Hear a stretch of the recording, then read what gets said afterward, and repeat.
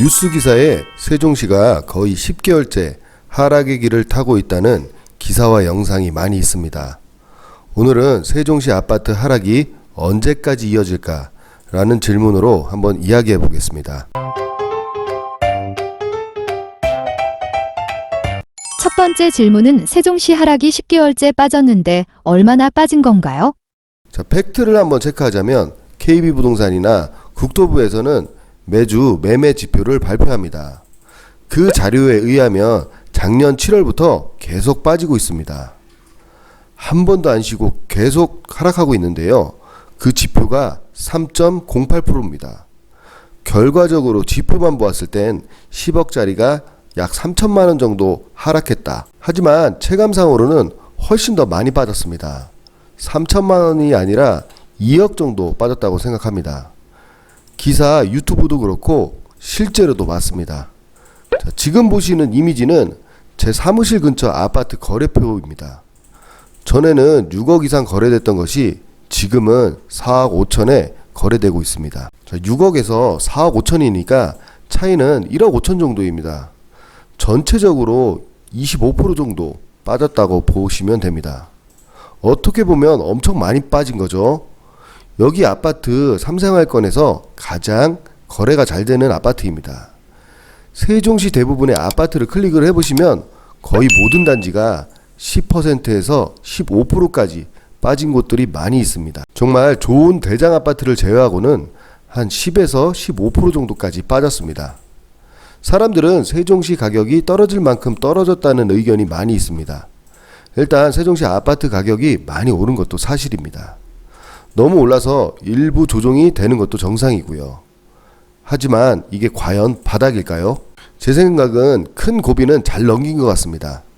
아파트 하락장에서 가장 눈에 띄는 부분이 바로 청약 경쟁률이나 미분양률, 매매 거래량, 입주 물량, 전세 가격 비율이라고 생각합니다. 세종시는 거래량이나 전세 가격의 하락, 입주 물량 전부 물려 있습니다. 5개 중에 3가지가 문제가 되어 있는 상황이죠. 그런데 22년부터는 입주 물량이 거의 사라집니다. 앞으로 3년 내에는 많이 없습니다. 그럼 문제가 되는 항목이 바로 거래량입니다. 이번에 풀린 다주택 양도소득세가 1년이 유예가 되었습니다. 세종시는 다주택자 물건도 무시 못할 만큼 많습니다. 이번 재산세 기준일 6월 1일 이전에 팔면 재산세도 절감되면서 다주택자도 유리해집니다. 그런 물건도 6월 1일 기점으로 많이 수그러들 것 같고요. 마지막으로 문제되는 것이 거래량입니다. 더 하락하기는 힘들어 보입니다. 이제는 상승할지는 모르겠지만 더 하락하기는 실제 어렵다는 것이죠. 22년 어진동에 한신, 우미린 2개 정도가 더 입주하긴 합니다. 요게 정리가 되면 딱히 없습니다. 일단 큰 고비가 지나간 것입니다. 두 번째 질문은 그럼 세종시는 지금이 최대 바닥일까요? 최근 기간만 보면 지금 가장 바닥인 것은 사실입니다. 세 번째 질문은 앞으로 세종시 아파트 가격이 더 떨어질까요?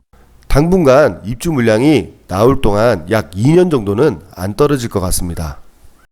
네 번째 질문은 그럼 세종시 아파트 매수하는 것은 어떻게 생각하세요? 경우의 수 2가지 정도를 생각하는데요. 첫 번째는 보합 상태이고 두 번째는 바닥 상태입니다. 이런 타이밍에 매수를 검토하시는 것이 좋겠죠. 하지만 실거주냐 투자 목적이냐에 따라 다를 수는 있습니다. 실거주라고 하면 정말 긍정적으로 검토해야 되고요. 지금까지 이렇게 많은 급매물을 볼 수 있었던 것은 올해가 처음인 것 같습니다.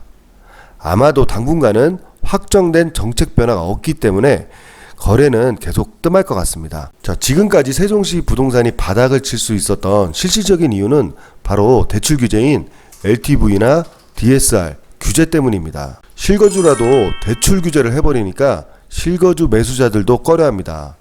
대출 규제를 보다 심도 있게 디테일하게 손을 보지 않는 이상 부동산의 거래량은 늘지 않을 겁니다. 누군가는 계속 급하게 내놓고 지금보다는 급매물이 출현할 수도 있습니다. 이런 물건들을 사두면 실거주는 아주 나이스한 거래가 됩니다. 그리고 투자자가 진입하기가 어려운 이유가 전세가율이 현재 세종시는 40에서 48% 정도밖에 안 됩니다. 원래 50에서 60% 정도 돼야 갭 투자가 가능합니다. 전세 가격이 너무 낮으니 투자자가 접근하기가 어렵습니다.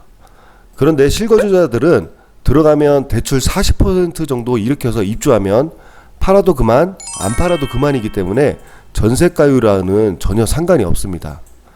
그래서 실거주는 긍정적으로 검토하시는 것이 좋습니다. 투자자 같은 경우는 조금 신중하게 판단할 필요가 있습니다. 지금은 바닥을 다지고 있기는 한데요. 가격이 언제 올라가는 것도 아예 다른 이야기입니다. 결국에는 투자 금액이 많이 들어간다는 이야기입니다. 그래서 투자 금액을 줄일 수 있는 노력을 필수적으로 좀 해야 합니다. 다른 각도로 세종시에 있는 아파트 가격 자체가 다른 도시에 비해 아직 살만한가를 평가해야 되는데요.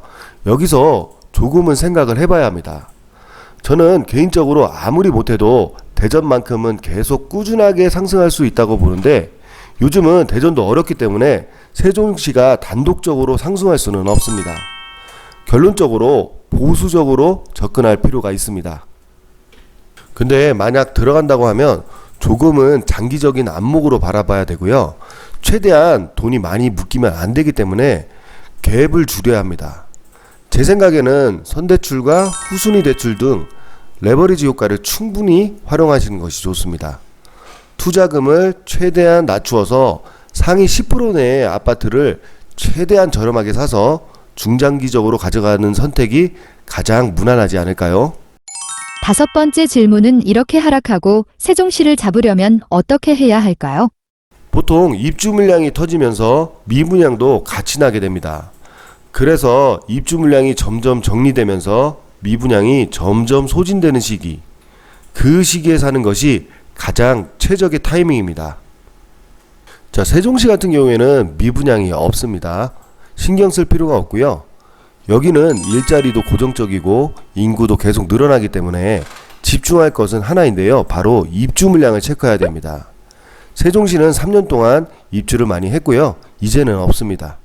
그래서 리스크가 거의 없다고 보시면 되고요. 이 정도면 들어가도 괜찮다고 봅니다.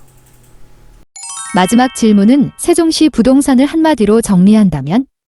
자, 세종시는 그래도 상품성이 좋은 부동산을 선택하고 중장기적으로 좀 가져가는 접근이 필요합니다. 완벽한 타이밍을 찾으려면 그날은 오지 않습니다. 그래서 남들보다는 한 템포 빠르게 들어가는 것이 방법입니다.